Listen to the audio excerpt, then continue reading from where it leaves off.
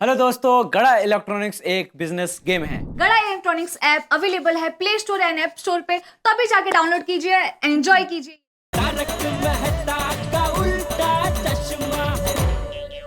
I just hope कि वो मान जाए।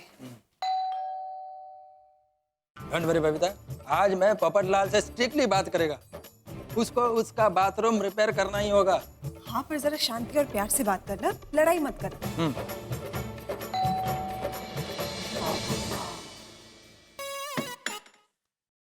हाय।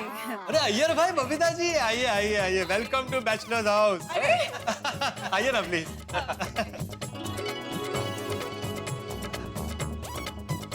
वैसे मुझे पता है आप लोग यहाँ क्यों आए। मेरी हाँ है। Very good Popat Lal. लगता है पोपट भाई ने दरवाजे के बाहर हमारी बातें सुन ली। थैंक यू पोपट भाई, हमें आपसे हाँ की ही उम्मीद थी। अरे बबीता जी, कैसी बात करिए आप। मैं ऐसी बात के लिए थोड़ी ना कहूंगा। मैं बताइए, कौन है वो लड़की जिसका रिश्ता लेकर आप आए हैं? मैं उससे शादी करने को तैयार हूँ। नहीं, हम यहाँ पे आपकी शादी का रिश्ता लेकर नहीं आए हैं। नहीं? अच्छा। पोपट लाल, हम लोग बाथरूम के लीकेज का बात करने आए हैं। तुम्हारे बाथरूम से हमारे बाथरूम में लीकेज बहुत बढ़ते जा रहा है। प्लीज इस प्रॉब्लम का कुछ करो। किया ना? क्या? अरे भाई, मैंने 3 बार अपने हाथों से अपने बाथरूम की टाइल्स में व्हाइट सीमेंट लगाई है। पूरे 2000 रुपए का खर्चा आया। हाँ पोपट भाई, पर प्रॉब्लम काफी बड़ा है। सिर्फ टाइल्स पे सीमेंट लगाने से भी लीकेज का प्रॉब्लम बंद नहीं हुआ है। नहीं? पोपट लाल, प्लीज हमारा प्रॉब्लम को समझो। तुमको तुम्हारे बाथरूम का पूरा टाइल्स निकाल कर रिपेयर करवाना पड़ेगा। कमाल करते हैं यार भाई आप। भाई, मेरे बाथरूम की टाइल्स आपके लेबोरेटरी का मेंढक या चूहा थोड़ी है कि उसे मैं बार बार निकाल कर उसके ऊपर एक्सपेरिमेंट करूं। मेरे बाथरूम में कोई प्रॉब्लम नहीं है। देखिए पोपट भाई, देखिए हम आपसे झूठ थोड़ी बोल रहे हैं या आपको परेशान करने के लिए थोड़ी हम लोग कंप्लेन कर रहे हैं। देखिए प्रॉब्लम काफी बड़ा है, हमें जेन्युइनली लीकेज से बहुत प्रॉब्लम हो रही है। प्लीज। सॉरी बबीता जी, मैं जानता हूँ आप लोगों को प्रॉब्लम हो रही है और मुझे भी अच्छा नहीं लग रहा है। लेकिन अय्यर भाई, मुझे लगता है कि प्रॉब्लम आपके बाथरूम की सीलिंग में है। आप उसे रिपेयर करवाइए। देखो पोपट लाल, तुम समझ नहीं रहे हो। तुम्हारे बाथरूम में लीकेज है, इसलिए हमारे बाथरूम में लीकेज हो रहा है ना। अय्यर भाई, कभी कभी क्या होता है ना, बाथरूम की सीलिंग कमजोर हो जाती है। मुझे लगता है आप लोगों के बाथरूम की सीलिंग कमजोर हो गई है, इसलिए वहाँ से लीकेज हो रहा है। मैं तो अपने बाथरूम में 3 बार सीमेंट लगा चुका हूँ। हाँ, लेकिन पोपट भाई, सिर्फ सीमेंट लगाने से लीकेज बंद नहीं हो रहा है। पोपट लाल, तुमको बाथरूम में टेम्पररी नहीं परमानेंट काम करवाना पड़ेगा। तुम्हारे बाथरूम का टाइल्स निकाल कर उसको वाटर प्रूफिंग करना पड़ेगा, केमिकल डालना पड़ेगा। उसके बाद लीकेज का प्रॉब्लम सॉल्व होगा। हाँ पोपट भाई, और हमारे वहाँ पे जो प्लम्बर आया था उसने भी यही कहा कि आपके बाथरूम में प्रॉपर रिपेयरिंग होगी तो ही हमारे बाथरूम से लीकेज का प्रॉब्लम बंद होगा। करेक्ट, समझा? समझ गया। आपके प्लम्बर को अपने काम का जरा भी नॉलेज नहीं है। आप लोग मेरे साथ आइए। आइए अय्यर भाई, बबीता जी आइए। एक मिनट, वो थोड़ा सब ऐसे ही पड़ा है। आइए।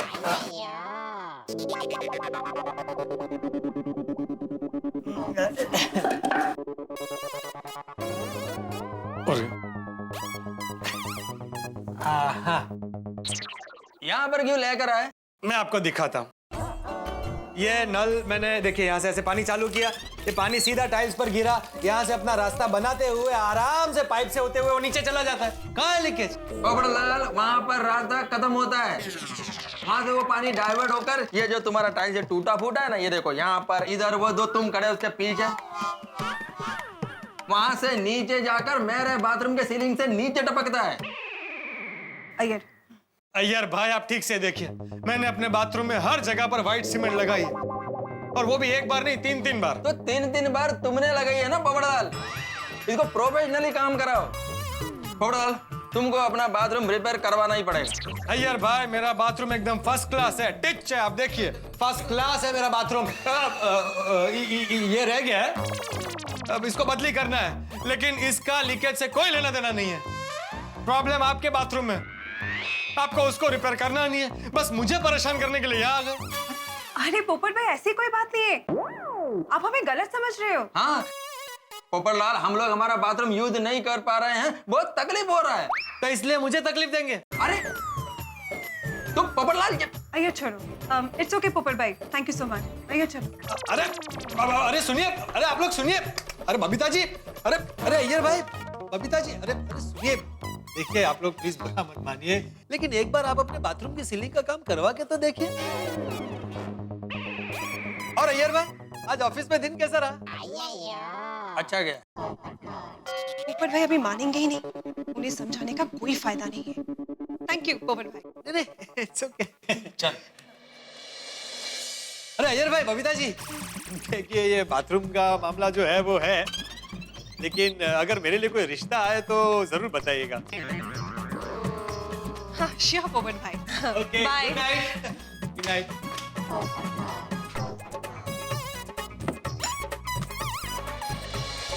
अभी तो ये पोपटलाल तो कुछ समझने को तैयार ही नहीं है। अभी क्या करें, ये सिचुएशन कैसे हैंडल करें?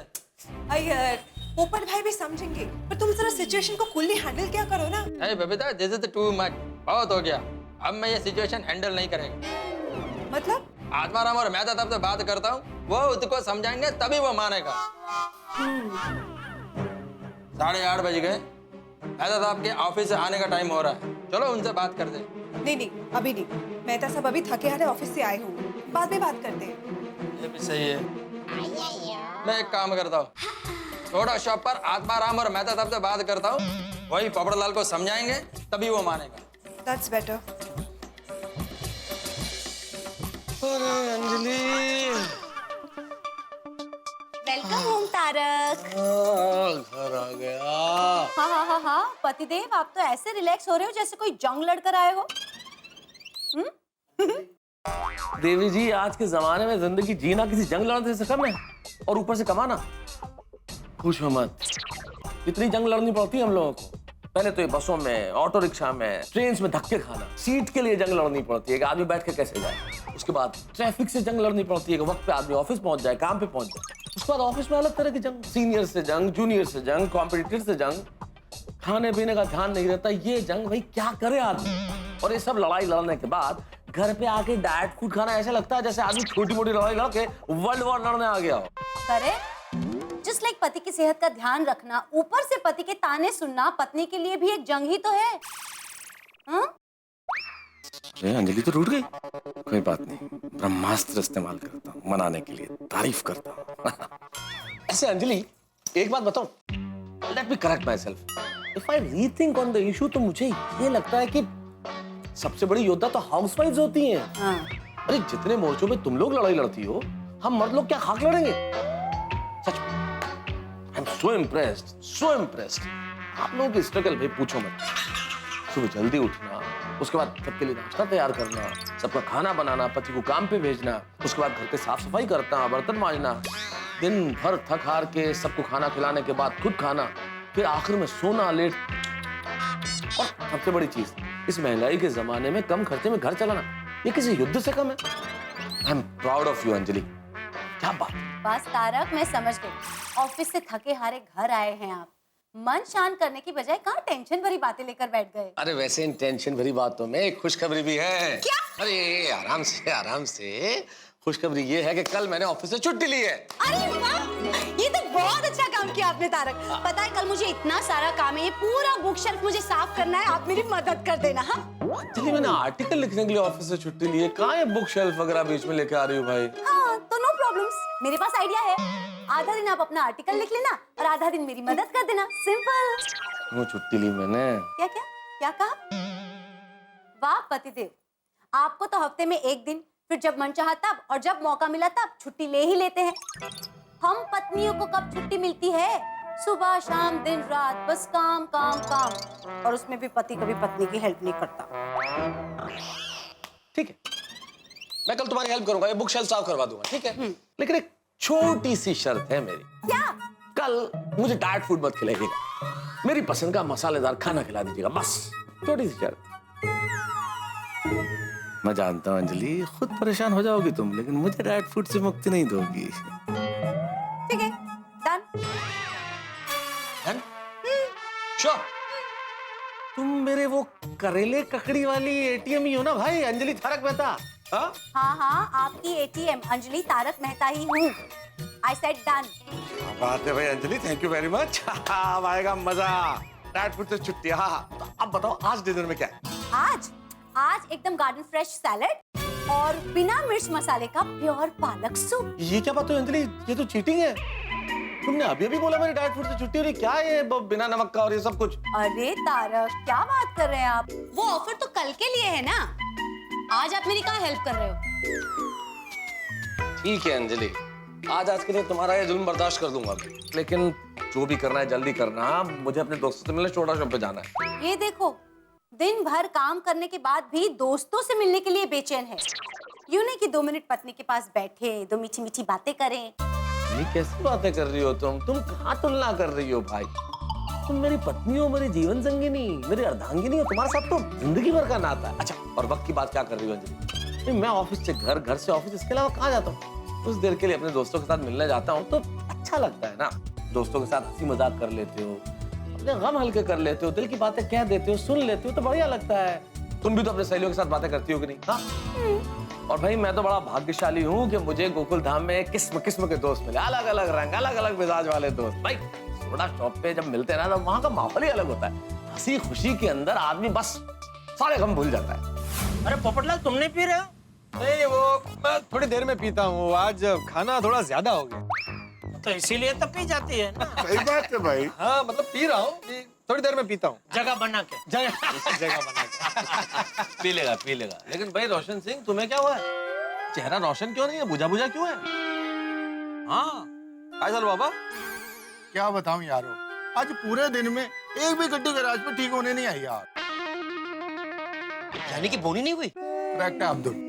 हाँ, आज के दिन में ही गड़बड़ है। मेरी दुकान में भी जितने भी कस्टमर लोग आए वो 50-100 रुपया का रिचार्ज कराने आए। कोई टीवी, फ्रिज, वॉशिंग मशीन लेने आया ही नहीं। बहुत मंदी है मार्केट में। हाँ, क्या जेठालाल, इतने बड़े इलेक्ट्रॉनिक शॉप के मालिक हो और मंदी मंदी करके रो रहे हो? अरे भाई, मालिक हूँ इसलिए रो रहा हूँ, क्योंकि मैं पगार देता हूँ, पगार लेता नहीं हूँ। सही बात है। अगर इसी तरह मंदी चलती रही तो मैं स्टाफ को पगार कैसे दूंगा भाई?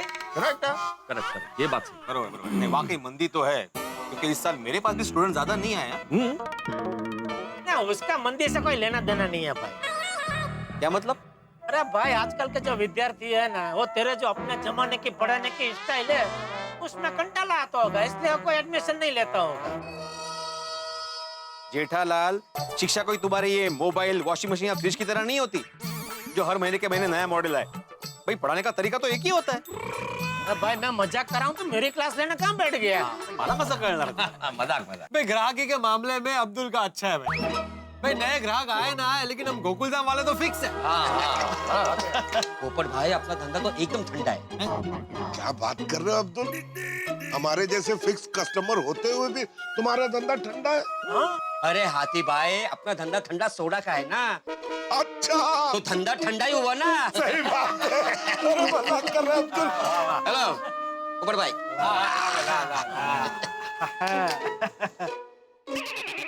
अरे अब्दुल, इसमें तूने नींबू के रस के साथ नींबू का छिलका भी डाल दिया है। देखो। सॉरी, मैं निकाल देता हूँ। नहीं नहीं नहीं, अरे उसमें क्या है भाई, मैं निकाल लेता हूँ। पोपटलाल, ये क्या किया तुमने? जमीन पे कचरा फेंक रहे हो, अपनी सोसाइटी को गंदा कर रहे हो। क्या पोपटलाल, तुम स्वच्छ भारत अभियान भूल गए? क्या कर रहे हो भाई? सॉरी भाई। अरे क्या सॉरी पोपटलाल, तुम पढ़े लिखे पत्रकार हो के यार ऐसा करते हो? हाँ? तुमसे ये उम्मीद नहीं थी। हाँ, तुमको तो वो कौवा अवार्ड भी मिला हुआ है ना? अरे कौवा अवार्ड नहीं भाई, गोल्डन क्रो बोलो। अरे अंग्रेजी में जो भी बोलो, कौवा तो कौवा ही रहता है ना, क्यों भाई हो? सुनहरा कौवा। तू हंस क्या रहा है? Sorry, golden crow award, sorry. उठा नींबू उठाओ। हाँ उठाओ भाई। अरे रहने दो ना भाई, इसको नया कानून पता नहीं है शायद। नए कानून के हिसाब से ऐसे सड़क पे कचरा फेंकने वाले पे 2000 रुपए जुर्माना है। ले ले पीड़े, 2000 ले ले। पोपटलाल से ले ले 2000। नहीं भाई, अरे मुझे पता नहीं था, मैं उठा लेता हूँ, उसमें क्या है? जल्दी चल। हाँ। अरे पोपटलाल, हाँ, अरे भाई नींबू का छिलका उठा लिया तो बाजू में वो बिस्किट का छिलका पड़ा है, वो भी उठा लो भाई। हाँ हाँ हाँ अरे पोपटलाल, हाँ वो चॉकलेट का रैपर है वो भी उठाओ। हाँ। ओ पप्पू कमाल करता है यार, इधर सफेद कलर का कागज पड़ा है, इसको भी उठा के कचरे के डब्बे में डाल। हाँ हाँ हाँ अरे पोपटलाल, हाँ भाई इस बोतल से तुम्हारी कोई दुश्मनी है क्या? उसने क्या बिगाड़ा है? उसे भी उठा लो प्लीज। हाँ नींबू का छिलका क्या फेंका, पूरा एरिया साफ करा लिया मुझसे। बस यही सोच है ना, इसकी वजह से हिंदुस्तान पीछे रह गया। अरे हम हिंदुस्तानियों की यही प्रॉब्लम है कि जो कचरा मैंने फेंका ही नहीं उसे मैं क्यों उठाऊं? बिल्कुल सही कहा मेहता साहब आपने, बिल्कुल सही कहा। अब ये कचरे की जगह पे 1000 रुपए की नोट पड़ी होती ना तो कोई ये नहीं बोलता कि मैंने नहीं फेंकी भाई, मैं क्यों उठाऊं? बिल्कुल बिल्कुल। किसी को कुछ बोल के फायदा नहीं है। कुछ लोग ऐसे होते हैं जो सिर्फ खुद का सोचते हैं और उनकी वजह से दूसरों को कितनी भी तकलीफ हो उनको कोई फर्क नहीं पड़ता है। क्या मतलब है यार भाई आपका? और आप ये मेरी तरफ देख के क्यों बोल रहे हैं? मेरी वजह से क्या परेशानी हुई आपको? जैसे तुमको कुछ मालूम ही नहीं है। पोपटलाल, तुम्हारे बाथरूम की लीकेज की वजह से मेरे बाथरूम में बिन बादल बारिश हो रही है। मैं तुमको बोल बोल के थक गया, लेकिन तुम अपने बाथरूम का लीकेज ठीक करवाने के लिए मानते ही नहीं हो। भाई समझने कोई तैयार नहीं है। अय्यर भाई अभी थोड़ी देर पहले हमारी मेरे घर पर बात हुई ना कि लीकेज आपके बाथरूम में है, तो आप अपने बाथरूम का सीलिंग ठीक करवाइए। मैं तो अभी आप ये पोपटलाल को समझाओ, इसके बाथरूम में लीकेज है तो इसी को ठीक करवाना पड़ेगा ना। हाँ आत्माराम, प्लीज तुम कुछ एक्शन लो। एक मिनट अय्यर भाई, आपको क्या मेहता साहब पे भरोसा नहीं है? क्या मतलब? अरे अभी आपने बोला मेहता साहब आप पोपटलाल को समझाओ, फिर तुरंत आपने बोला वीड़ा तुम एक्शन लो। मतलब क्या ये मेहता साहब पोपटलाल को समझा नहीं पाएंगे? यार जेठालाल, बाथरूम का मैटर बहुत सीरियस है, मजाक मत करो प्लीज। देखिए मैं आत्माराम तुकाराम भिड़े, गोकुल धाम का एक में सेक्रेटरी। चल हो गया, आगे बोल। नहीं मैं इतना ही कहना चाहता हूँ। देखो अय्यर, हम लोग यहाँ पे हंसी मजाक करने के लिए मिलते हैं, दिन भर की थकान दूर करने के लिए मिलते हैं, इसलिए टेंशन नहीं चाहिए अभी यहाँ पे। हाँ बिल्कुल है। सही बात है यार भाई, अब्दुल की सोडा शॉप हमारे दिमाग का मसाज पार्लर है। हाँ यहाँ के पूरे दिन भर की थकान गुम हो जाती है और साथ में ठंडा ठंडा सोडा पीने को मिलता है। ये सब बातें मत कीजिए। यार no tension, only celebration. Bathroom leakage की बात कैंसल कैंसल कैंसल। अरे भाई पोपटलाल, 3 बार कैंसिल कैंसिल बोलने की जरूरत नहीं। अय्यर तुम कल भिड़े से बात कर लेना और ये मैटर सॉल्व कर देना। भिड़े, बाथरूम में पानी की लीकेज की वजह से कितना प्रॉब्लम हो रहा है ये मैं और बबीता ही जानते हैं। आत्माराम, हम लोग कल बात करते हैं। हाँ हाँ भिड़े भाई देख ले हाँ भाई, बेचारे बबीता जी अय्यर भाई बहुत परेशान है। हाँ बिल्कुल बिल्कुल निश्चिंत रहो। ओ पोपो, ओ मिस्ड कॉल मास्टर।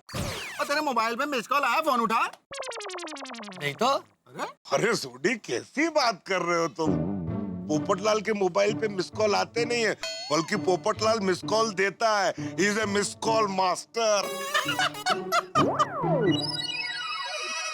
तो किसके मोबाइल पे मिस कॉल आया? अरे भैया बहस की कोई गुंजाइश नहीं है। मेरे मोबाइल पे मिस कॉल है, अंजलि का संकेत है कि लेट हो गया, अब आ जाओ, घर आ जाओ। चलो भाई मुझे कब ऐसे मिस कॉल से घर वापस आने के हुक्म मिलेंगे? जब तू ये सब कचरा फेंकना बंद करेगा तो तुझे भी मिस कॉल आने लगेंगे भाई।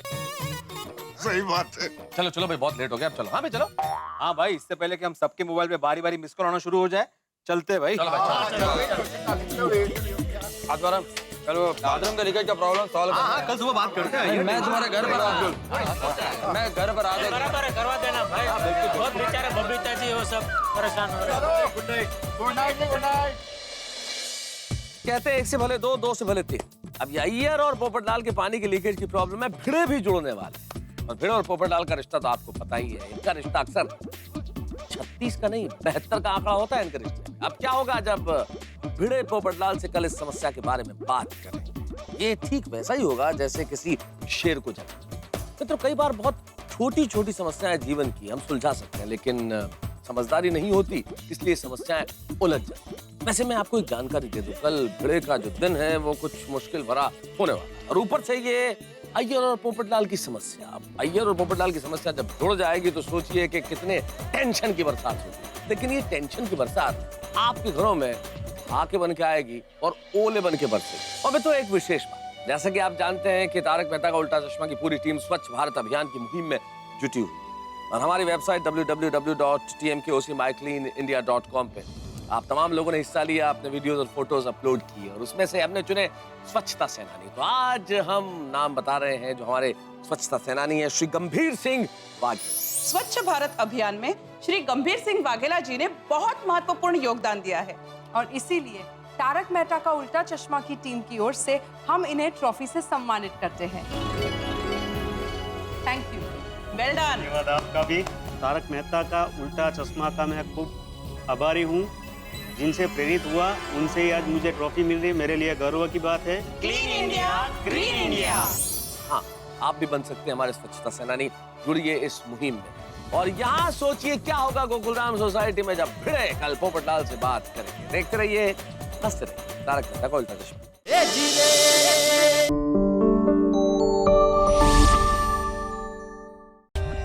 For more updates, subscribe to our channel, click the show links and enjoy watching the videos.